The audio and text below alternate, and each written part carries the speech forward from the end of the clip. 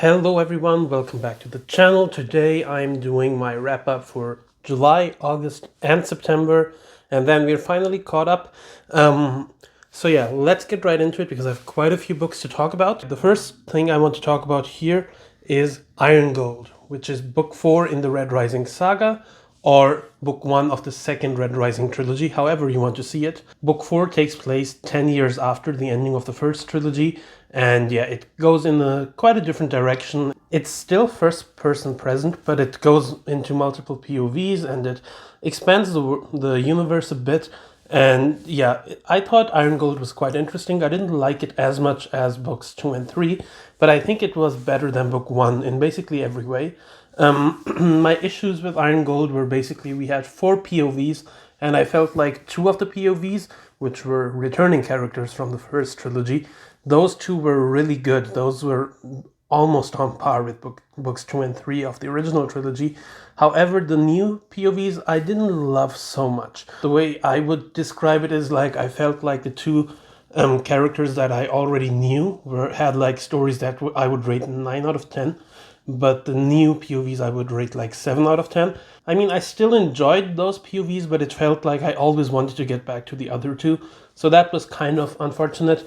I do think that Pierce Brown is still finding his way to kind of, work around multi-POV and how to incorporate how to tell stories in an interesting way from all POVs, because I think it's clear that if you have some characters that you've pre-established, they already have some kind of advantage, like inherently, because you have to set up the new characters and get them into interesting situations, whereas the other characters that we already know are in really interesting situations already, and we're already invested in them because we've spent 3 whole books with them. I'm definitely looking forward to read Dark Age because I heard he gets a lot better with handling the multiple POVs in that book. So yeah, I'm still incredibly invested in these books, and Golden Sun and Morningstar are still, some of my favorite books I read this year. So yeah, I'm definitely looking forward to see where this story goes. The next book I finished is The Poppy War, and this is another book that I have kind of mixed feelings about. Overall, I did enjoy it. However, I feel like I enjoyed the first part of the book quite a bit more than the second and third part. So the book is kind of structured into 3 parts. The first part is kind of a school setting, or not kind of, it is, the first part is a school setting, and then the second and third part kind of move out of that and go into the actual story, I guess, that we're following here.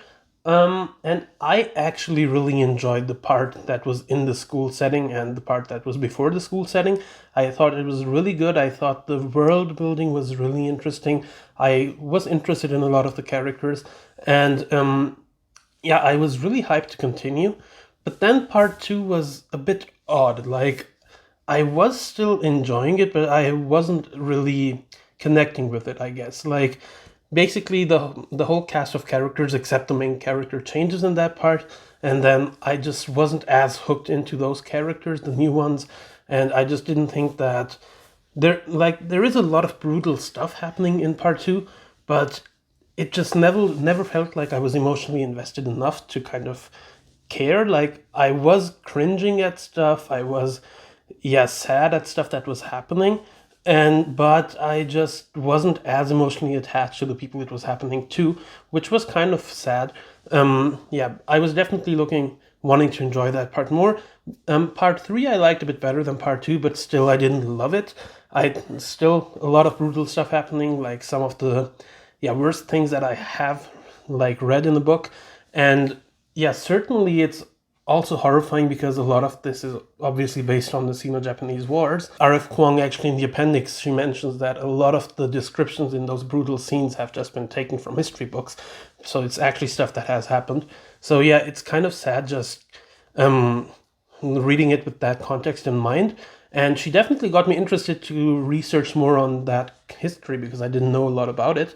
So in that regard, it's good, and I think she kind of accomplished what she was trying to do because it's something that not a lot of people in the West know about. But overall, as a story, I would say that it's solid as a first entry, but I think like after part 1, I was expecting it to be maybe one of my new favorite like first books in the series. Unfortunately, it couldn't hit that. I still gave it 4 stars, so it's not a bad book by any means, and I'm still looking forward to continue with the story. I just, yeah, from all that I hear about books 2 and 3, I'm afraid I won't connect with the characters in those as well, so I'm not sure if I will love them. Yeah, I'll continue at some point. I'm not in a rush to continue with the books. But yeah, Poppy War, I'm happy that I read it. Let me know like how you feel actually about books 2 and 3 in the series, and yeah, whether you think like from what I've said that I would like this.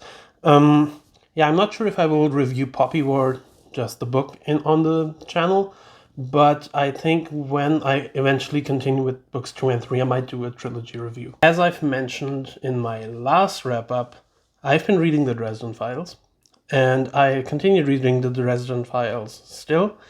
So yeah, this will be quite a Dresden heavy wrap up, because the next book I read is Proven Guilty, which is book 8 in the Dresden Files, and this was the first one that I gave 5 stars to, because I just loved this book. I thought the character work finally was where I wanted to be. Like, this is the book where I finally realized that I was really getting invested in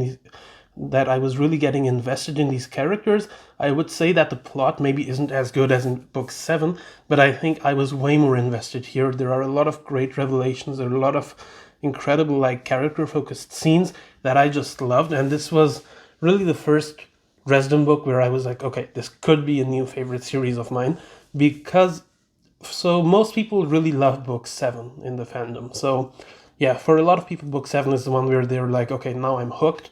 For me, after I read book 7 but didn't love it that much more than the other books, I was kind of afraid that this would be a series that I kind of enjoy but not really love. But book 8 is where I was like, okay, no, I actually love this. There's a lot of stuff that's going on here. Obviously, I can't say because of spoilers. Yeah, I think this is really where Butcher gets into his own, because I wasn't doubting that he could write good plots, but I was doubting whether he would ever get me invested enough into the characters. And this is the book where I was like, okay, yeah, he can, and that doesn't stop. I thought so, because the next book I read is White Knight, which is book 9 in the Dresden Files, and wow, that one, I didn't like it quite as much as book 8, but it automatically became my second favorite. I think the character work keeps going in this one. There is some incredibly interesting stuff that you wouldn't think that you would actually be that invested in. Again, I can't say because of spoilers, but yeah, I was just impressed. White Knight is, I think, probably up to this point, the best executed detective style novel in the series, because I feel like yeah, a lot of the books that people tend to like more are the ones that don't really follow that typical detective formula. White Knight does, and White Knight, I think, does it really, really well. And White Knight is just, yeah, I don't think it has any like any superfluous stuff, which is actually true in a lot of like the Dresden Files. Yeah, White Knight I enjoyed quite a bit as well. Yeah, so it became my second favorite at the time. Then I finished something that wasn't Dresden Files, which was a short story collection called Once Upon an Eid. This is about the Muslim holiday of Eid, or the 2 Muslim holidays. And yeah, I really enjoyed it. It kind of made me feel happy. Yeah, made me remember a lot of like, yeah, my own Eid festivals and stuff. So yeah, definitely if you're interested in that topic, check it out. I think most of the short stories are quite small, and yeah, you can read them like in half an hour mostly. So yeah, it's definitely something that, it is young adult, so if you don't enjoy that, maybe it isn't for you.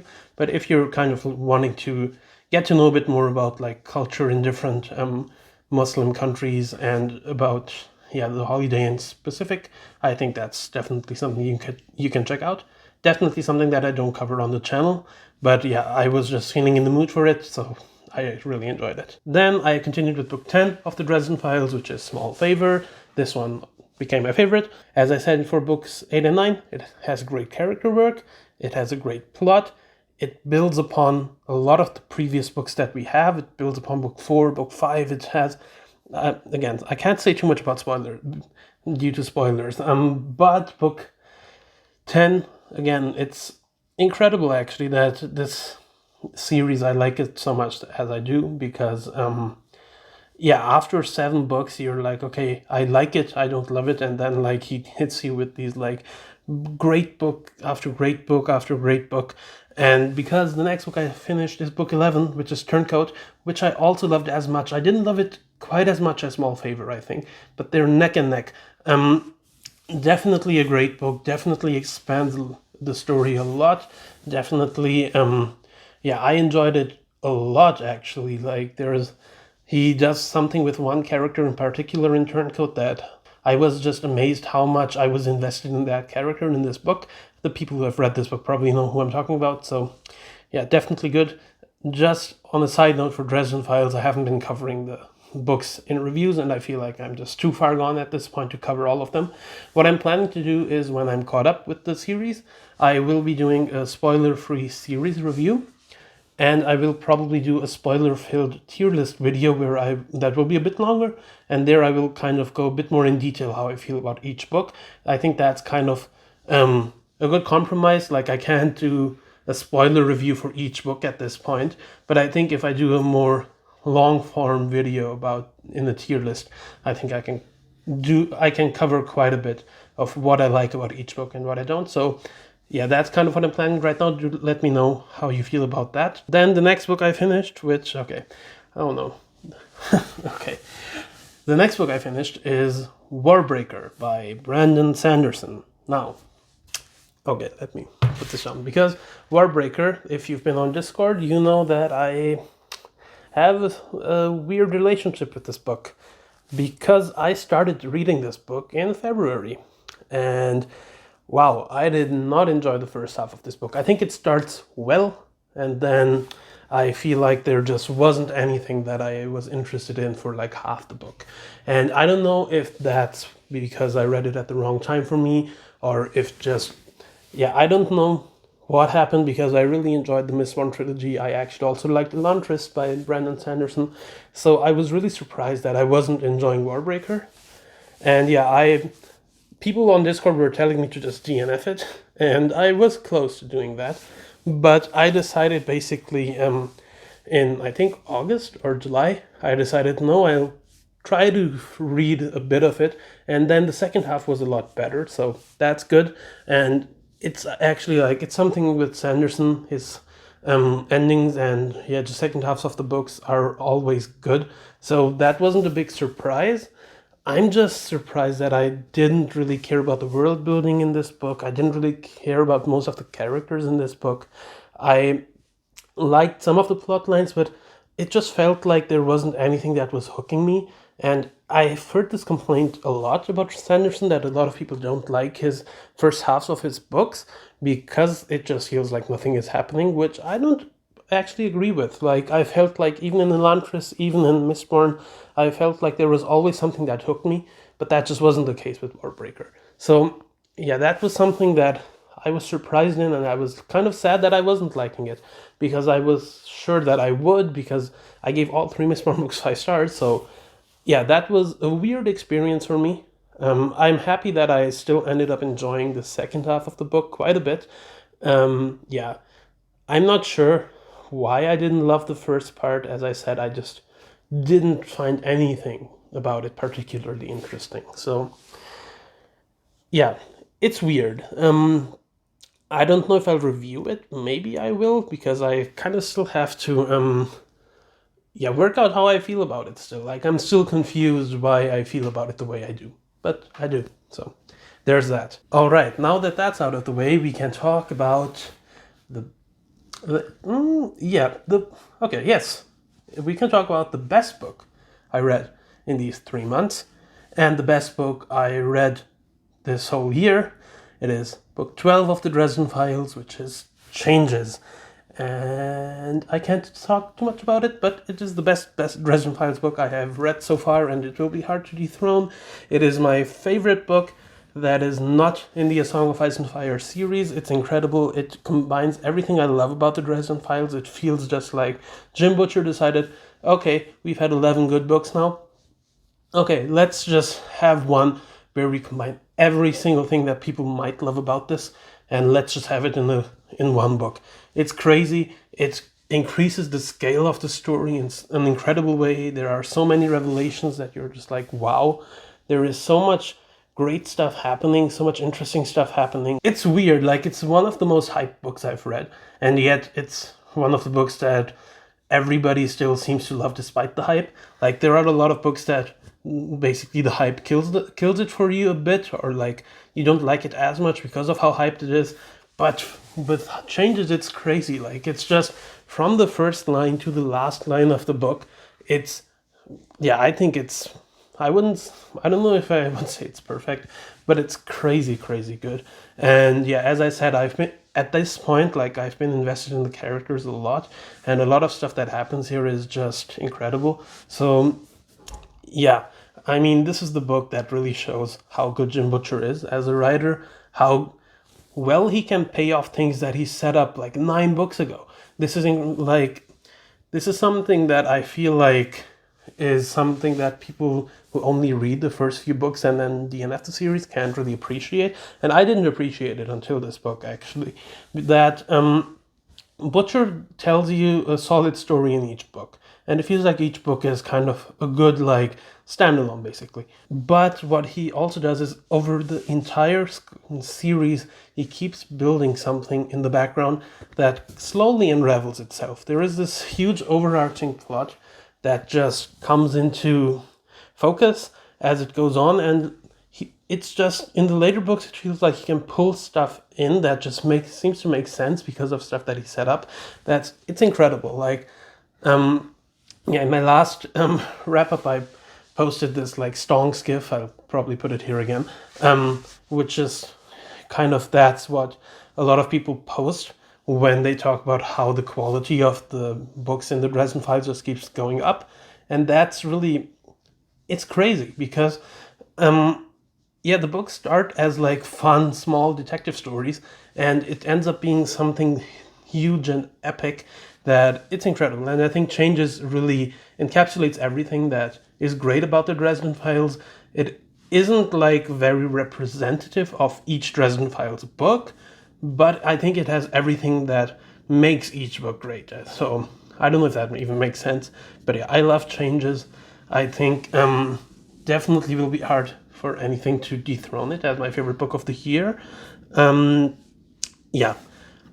Definitely recommend the Dresden Files, as I've been saying in my last few wrap-ups. So if you aren't hooked by the first few books, I know it's hard to be like, you got to stick through book 3, book 4, book 5, or some people even say you got to stick with it through book 7. Obviously, that's kind of a hard ask, right? But I feel like these books are so short, and like, even in the first 5 books, you kind of see how it keeps getting better. So yeah, I know for a lot of people, it's like, why would I sit through for less interesting books? Which, just to be clear, I enjoyed the first 4 books. I even enjoy Full Moon, which a lot of people who love the series just don't enjoy. I actually still think it's fun, but it isn't on par with anything that happens in the later series. It's kind of hard to explain why Dresden Files is as good as it is, because most of it is a spoiler. And that's kind of just a running joke in the fandom, I guess, and especially on Discord right now. Jake, who's like Truth is of Canada on Discord, he always is like, whenever somebody reaches Changes, he's like, okay, now you can join all the Dresden fans who need to tell people how much better Dresden gets. So, and yeah, that's true. That's what I'm doing right now. But yeah, definitely a great book. And since we are on this, let's just keep going. The next book I read is Ghost Story. Also awesome. Again, I can't talk about it because of spoilers. I didn't love it as much as Changes, but it's still really, really good. This is probably a book that's more something that a lot of people won't like, because it's way more introspective than what the average Dresden book is, but I personally really enjoyed it. I think the character work here was really good. I think some revelations here again were incredible. So definitely a book I really enjoyed. Not my favorite in the series. Definitely a 5-star book though. Then I finished Cold Days, which is book 14 in the Dresden Files. As you see, I kind of got into this Dresden binge on audiobook, and I just kept going. So, Cold Days, and this one, again, awesome book. became my second favorite in the series. Has a lot of emotional moments, a lot of revelations again that are just incredible, where you're like, okay,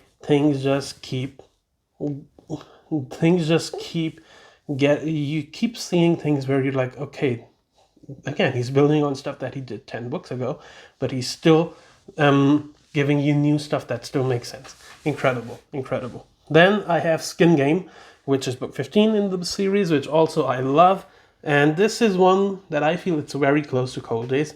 I'm not sure which one I like more. I tend to give the edge to Skin Game because of some emotional stuff that happens in Skin Game. And I really enjoyed that. Skin Game, I guess, is my second favorite in the series, but yeah, all these like later books are quite close. Like Skin Game, Cold Days, Small Favor, and Turncoat are all kind of neck and neck. Skin Game, I think, is definitely a great book. Again, not quite Changes level. I think Changes is really something that is an extraordinary achievement, in my opinion, in terms of what he does. And I hope that Battleground will be able to kind of match that for me, because that seems like the one that a lot of people either have as their top book or something that they don't really love as much. So I'm hoping I'll love it. The only reason I did not continue with Peace Talks is because I needed to read the short stories, because people say you need to kind of be caught up with the short stories before you read Peace Talks, and I'm kind of still working on that. The next book I finished is The Martian by Andy Weir. This is the book I talked about in my DNF tag. This is actually one that I stopped reading a few years back, I think in 2019, because I wasn't into audiobooks back then. So yeah, I was kind of just delaying that.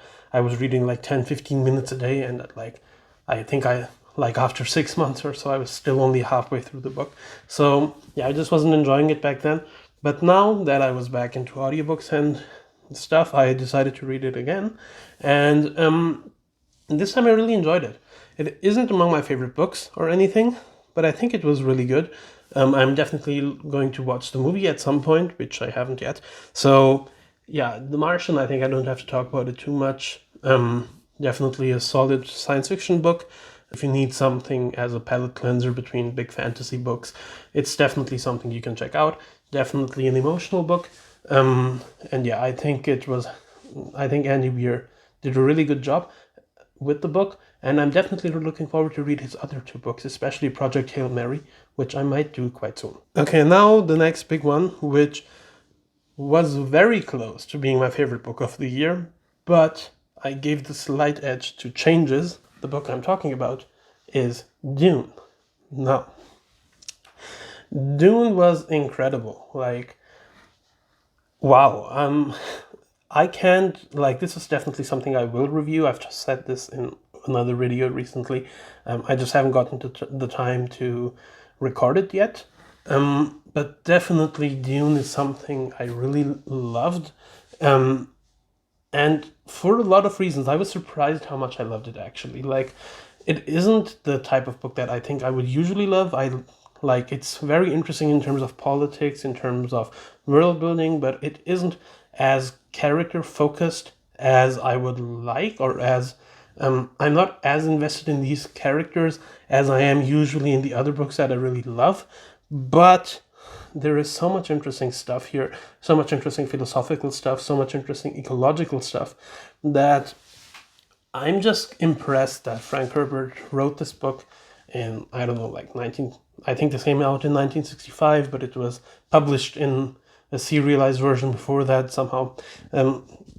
Be that as it may, I'm very impressed with this book. And it's one of those books where 100 pages in, I was like, okay, I want to reread this already. And as you can see up there, I have the other 5 books. I'll definitely continue with the series. I'll definitely want to reread Dune as well. I also listened to a podcast, the Gom Jabbar podcast, while I was reading this, because this book is quite dense. So I felt like it really helped me to kind of reflect on a lot of the things I was reading, because I feel like this book has so many layers. Like it has the obvious layer of just the story that Frank Herbert is trying to tell, but there is, as I said, a layer of ecology, a layer of philosophy, a layer of just character exploration that is there. And I definitely think that this is a book that I probably like or appreciate even more on the reread, because I feel like there was a lot of stuff that I probably missed. There's a lot of stuff that I certainly just glanced over that the podcast helped me reflect, like that it was quite more important than you think at first sight.